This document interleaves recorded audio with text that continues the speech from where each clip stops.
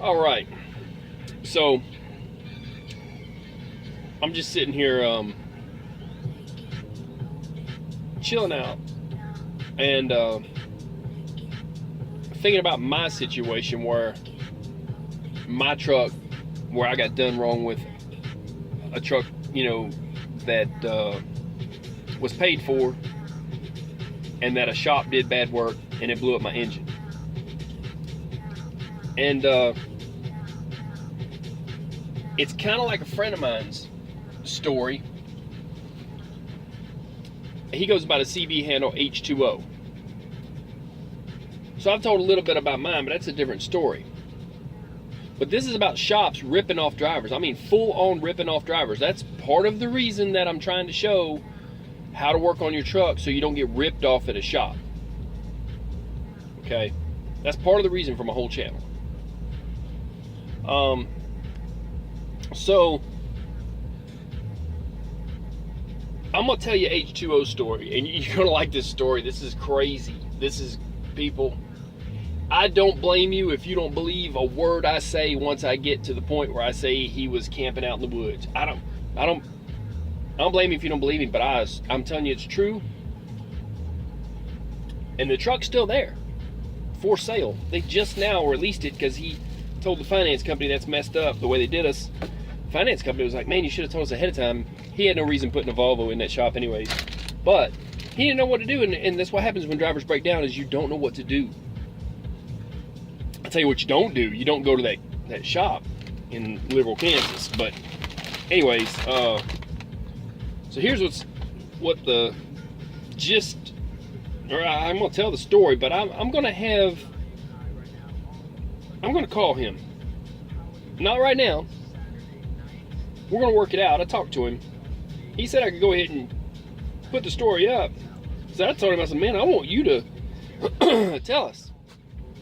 You tell the story. You can tell it better than I can. He's like, well, I'm busy right now, because he's still reeling from the effects of this mess. That's what happens is you get behind, you're reeling from the effects of the financial downfall that you just had. All right. Sometimes it takes years. But here's the story. He was driving for a company. He was making good money. And he had a problem with his truck. It was giving him an issue, and he's like, okay, well, whatever the problem was, he's like, I can get it on into here to this shop. Now, he had a Volvo, but where he was broke down at, okay, was right there at Liberal, Kansas. Now, he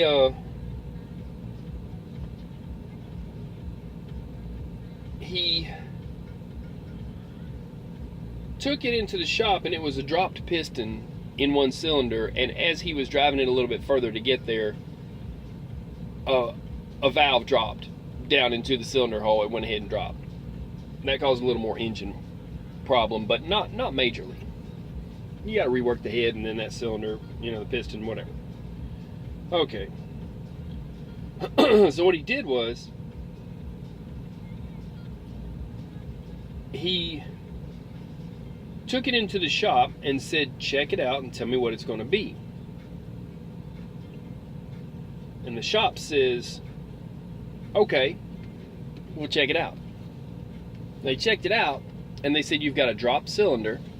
Okay, one cylinder, mind you. You can rebuild just one cylinder if you wanted to patch it up.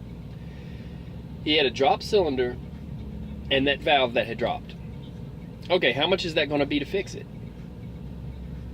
Now, instead of paying for a full rebuild, which would have been 15 grand, he could have got that one cylinder put back together for, I don't know, a few thousand, if that, or whatever it would have worked out to. It would have been a lot cheaper just to knock that out.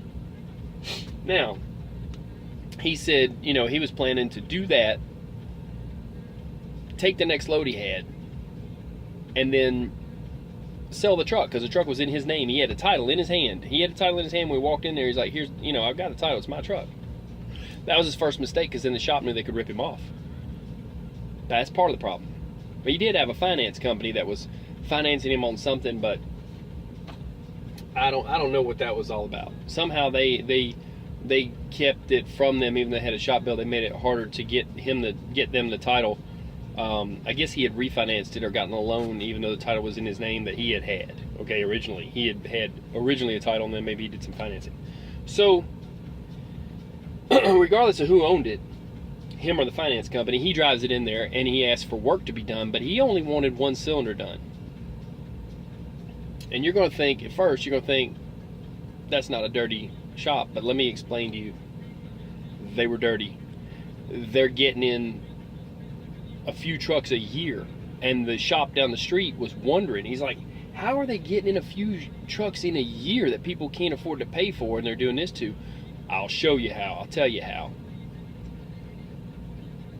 They went in there and they rebuilt the whole engine and said, now you owe us 15 grand. And he's like, no, I didn't want y'all to do that. I wanted you just to change the cylinder. Okay.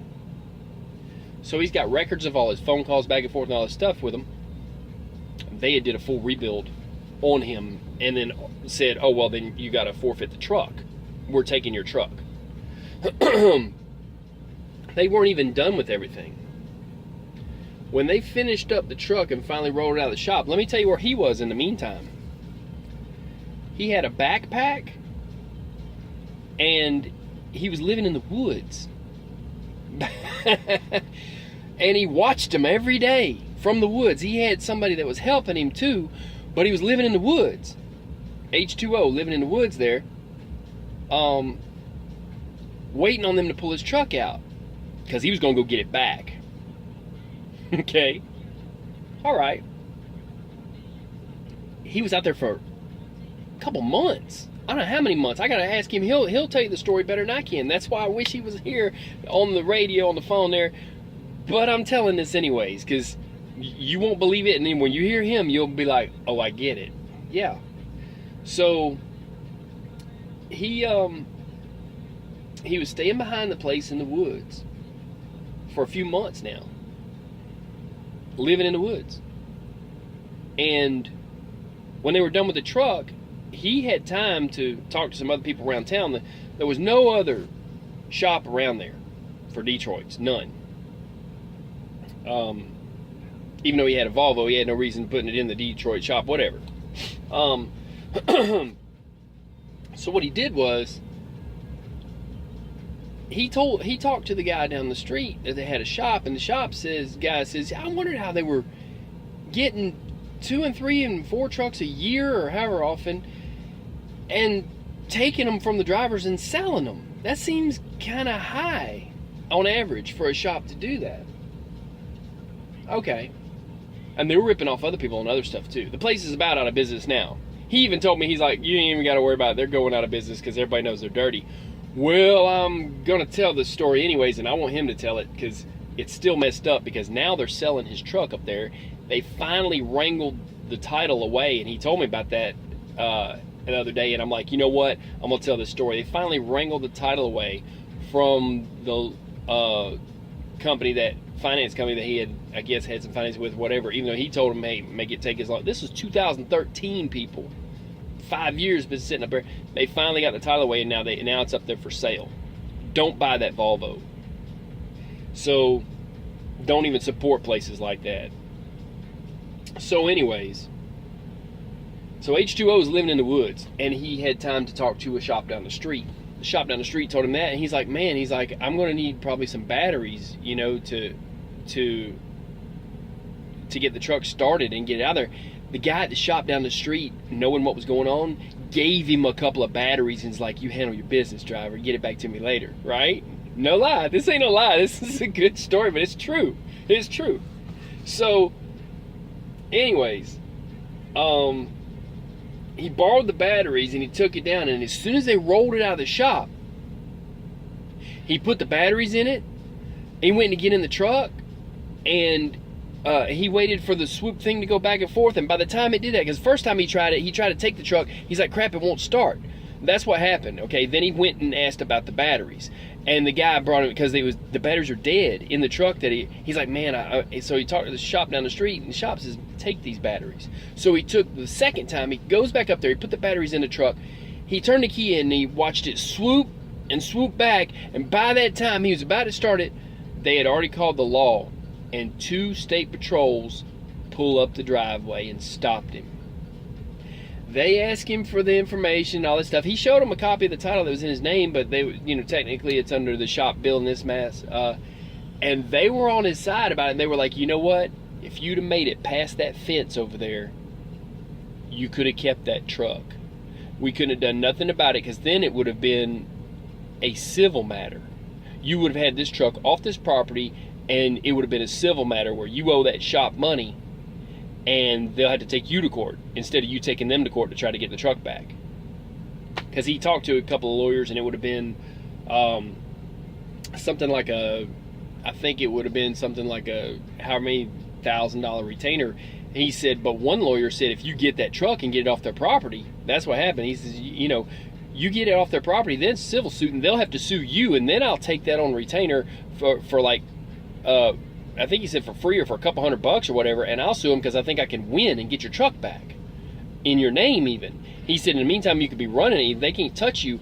So the state patrols that showed up said, that lawyer's right. He's right. He says you could have kept that, and once you got past that fence 500 feet away, if he'd have got it through that fence, he'd have been able to keep his truck, because they'd have sued him and they'd have won. But they're doing dirty stuff up there.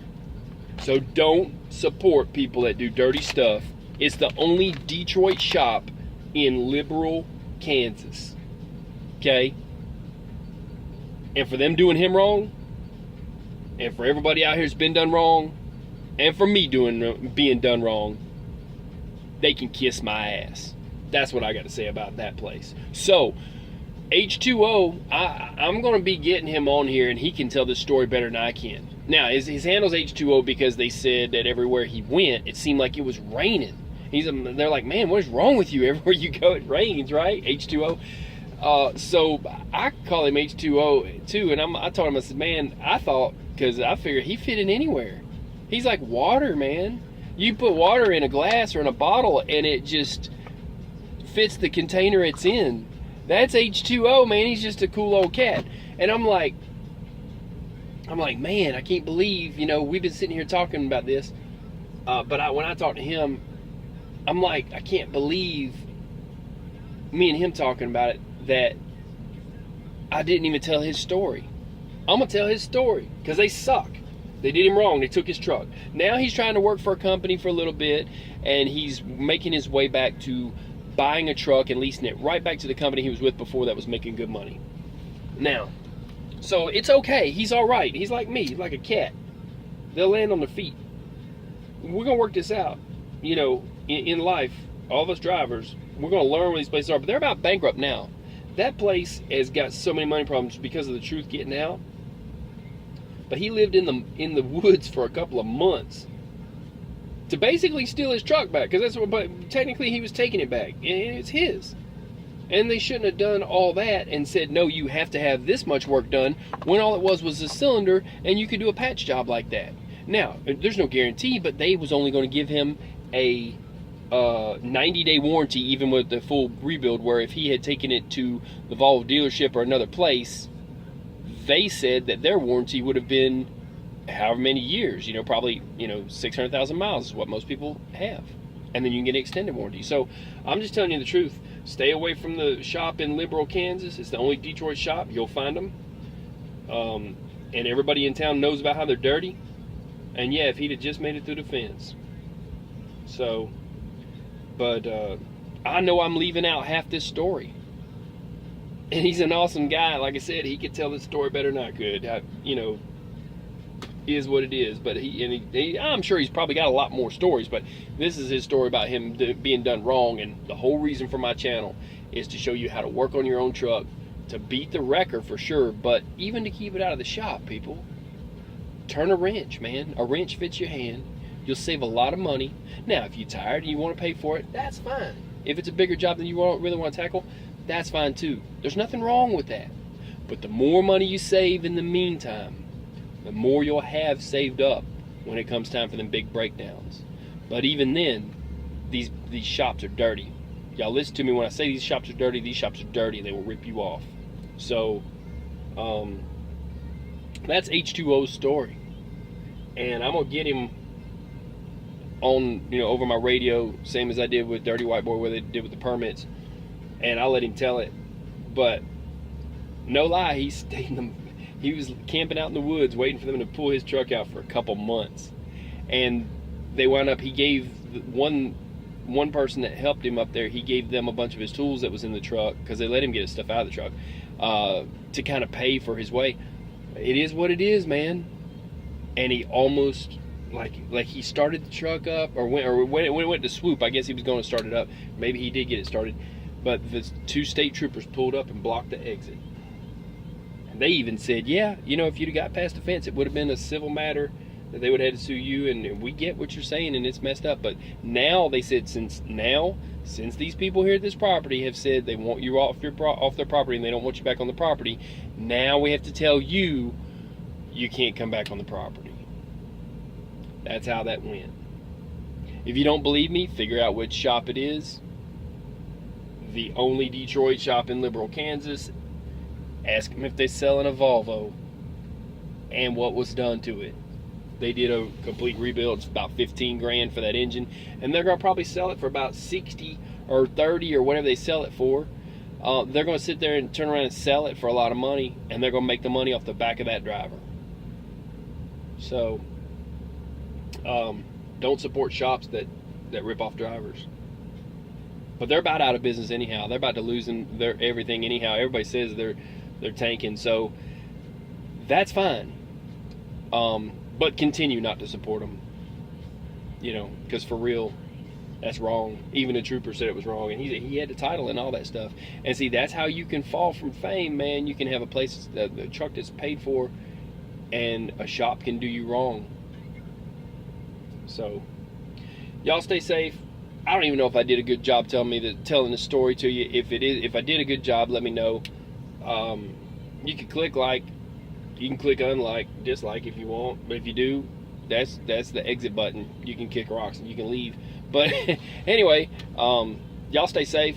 And I don't know what to say, except for I can't believe that they forced all that work on that truck at a real shop. That's the worst case scenario, is when a shop says, no, you actually need all this, and makes it happen, like goes further. When you sign, first you sign to have the truck checked out. Then you sign for what work you agree to.